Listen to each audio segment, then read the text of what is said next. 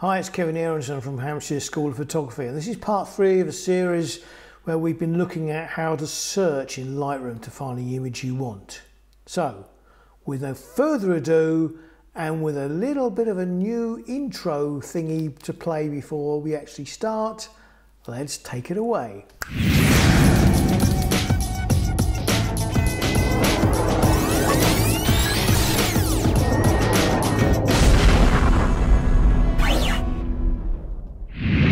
So this is likely to be quite a quick session now as we look at searching for things in Lightroom using the metadata.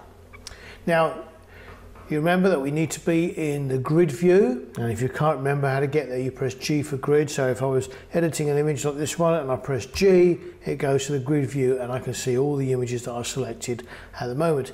Here's a collection of 10 images, some of which I took, some which were taken by other people, and they are a complete cross-section of good, bad, rubbish and everything in between. And in the grid view you get this thing visible here. Alright, this is a search bar. And previously we've looked at searching on text, we've looked at searching on attributes. Now we're looking at searching on metadata. And metadata, if you don't know, this is the information that's stored about every photograph you take hidden within the image file. And you can usually access it in Lightroom on the right hand side as you click metadata, and it opens up this box here. So we've got this one selected, which was sent in by one of my students. And here you can see it was taken by someone called Candice. And you've got details of when it was taken, the exposure 1/25th of a second at f14, 61mm focal length, ISO 100, and so on and so forth. She used a Canon 70D, which is a crop frame DSLR. And every image, if I just run through these quickly, left to right, if you watch down here, you can see how they change as I click each one. So there we go, there's another one that was sent in by Richard Davison. This one was sent in by Tracy Clarkson. This was one of mine. So was that. And that. And that. So on. Not quite sure. Is that one of mine? I can't remember. Possibly. I think that might be Loch Ness. I think so. This is Bodrum in Turkey, and this is the teen. So these were jobs I was doing overseas.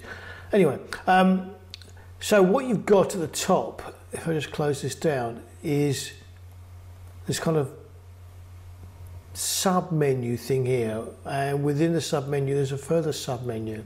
So if we go to the first box and we see that it's sorting or searching by file type, which is and it tells me in this group there are 2 JPEGs. So if I click on that, so it shows me the 2 JPEGs. There's one PSD file, which is a Photoshop document, which is that one. There's 5 RAW files, those, and 2 TIFF files. Okay, I can choose by day and date, which includes the month and the day if necessary. Plus, you've got a whole bunch of other stuff as well. So if I just take this back to the top, or alternate viewing, we can leave that for a second and come on to here, camera. A range of cameras are used here. Some of mine, some were students. So Canon 5D Mark III, that's mine. Canon 5D Mark IV, that's mine. 70D, that wasn't mine. 77D, that definitely wasn't mine because I'm in this shot. A 1D Mark IV, that was mine. I don't know what that is, DSC-RX. It might be a Sony. Fuji X Pro 2, that was mine, and a Fuji X-T1, that was mine. So I can see, if I wanted to, I could pull up all the images taken by any camera that I might have owned in the past. What about the next one? Let's pick something completely different. Let's pick, aperture. So with all 8 cameras selected, so making sure that I haven't got any other filters on elsewhere, I can now pick the images based on filters, based on apertures. And this has been very useful to me in the past. If I want to demonstrate images where I've used a very narrow depth of field, I'd pick one like this, which is an aperture of f2.2, and it's that. This image here had a very shallow depth of field because it was only f2.2, a 35mm lens, which on a crop frame camera is equivalent to 50. So it's like a 50mm prime on a full frame camera, and I'm shooting at 2.2. Let's go back to grid view. At the other end of the scale, the one with the widest depth of field is this one. And this was sent in by Candice. And here she's got everything in the shot in focus because she used a really super wide depth of field. Because her aperture is really, really tiny. So you can see I can search on a whole range of goodies like flash date. What's the flash fire? Did you take it with flash? ISO speed. Let's have a look at ISO speed. So here, these 4 pictures were taken at ISO 100, which will always render the greatest detail. But I've got one here taken at ISO 1600. Oh, that's a picture of me up in London. 800.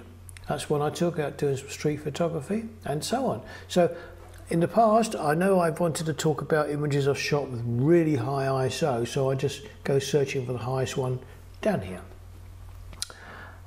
If I were to select all my images and I were to select the full range of ISOs, gosh, you can see, look at this lot. ISO 32,000. I've no idea what that is, absolutely no idea what that is. And there's a picture of someone pouring out a cup of tea or something, or making some coffee. 32, okay. I have no idea why they even bothered to keep those. What about an ISO 12.8? Here, this is better. Now 12.8, you see, I would have used these a lot in concerts and some night photography. I've got some badgers and some polecats here. And some, got some great sort of pictures taken of a friend I met on my honeymoon who was proposing to his then girlfriend.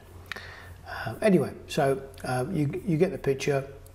Oh, ISO 20, really? Gosh, I wonder what that was. I don't even remember any of those pictures. You get the idea, and here you've got keywords, so you can search on keywords as well, so which you could do under text. There's loads and loads of stuff. You can even search on aspect ratios and what treatment it's been given as an image in the editing. Metadata is a really exciting way to search for interesting photographs or photographs that you may want for a specific purpose. And when you combine metadata and attributes and text, you have got one hell of an extraordinarily powerful search machine built into Lightroom.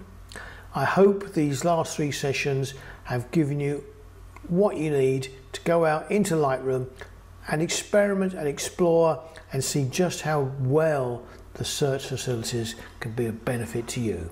Enjoy. So now you are an expert. You know how to search Lightroom into its deepest crevices to find whatever you need to find. That's cool. Just mastering the search tool in Lightroom is a great feat because it will save you a lot of time in the years to come. Well, that was really interesting. It was, but not as interesting as our real life classrooms in our training centre. So if you've never been to our training centre in Fleet, this is it. Fleet is in the northern part of Hampshire. Hampshire is on the southern tip of England. If you're watching this in America, you'd have to jump on an aeroplane. Sorry guys. Anyway, so here we teach on Lightroom and Photoshop and lots of workshops on photography. Single one-day workshops, introduction to photography workshops, 1-year masterclasses, and there's an inner circle of elite photographers who want to go that one step more. Check out the website, gohsp.com, read all about them. See you next week. Next week's is already done. I'm ahead of the game. I'm going to get a day off and I'll see you then. Bye.